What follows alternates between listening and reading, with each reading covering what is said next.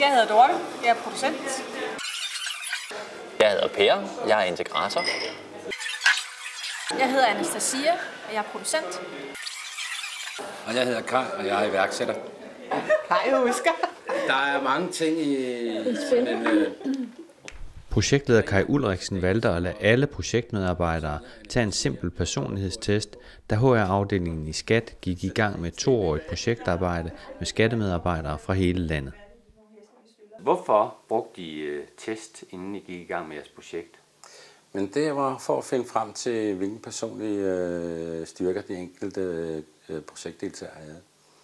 Og for at udnytte de forskellige ressourcer, deltagerne havde. Hvad tror du, det har betydet for jeres samarbejde, at I startede med at få defineret de her typer? Det har betydet rigtig meget.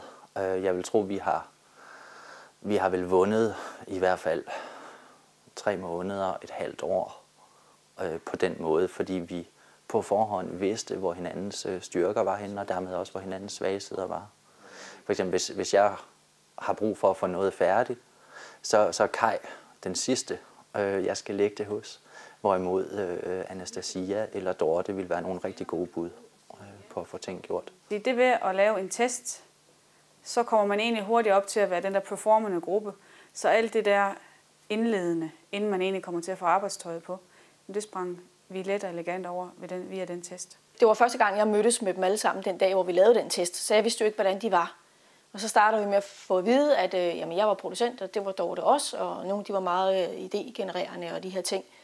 Og efterfølgende har det jo vist sig, jamen det er jo så tydeligt, at sådan en som Kai, han kommer bare med idéer hele tiden, ikke? Og stopper slet ikke, og så kommer der bare en ny idé, og vi andre siger, stop nu, vi skal lige følge med, ikke? Og de sidder idégenererer hele tiden, hvor Dorte og mig, vi er sådan meget ens. Nu skal vi lige have lavet noget, nu er vi nødt til at beslutte, hvad vi skal, og så holder vi den kurs. Når vi har nogle udfordringer, så har vi en kutyme i vores projekt, det er, at vi tager svisken på disken. Det vil sige, at vi taler om de udfordringer, vi har. Og det har vi været gode til at drøfte. Og blandt andet, hvis nogen synes, at vores møder tager for lang tid, så er det okay for dem, som er meget resultatorienterede, at sige, hallo, nu kører det her lidt i selvsving. Kan vi ikke få nogle beslutninger?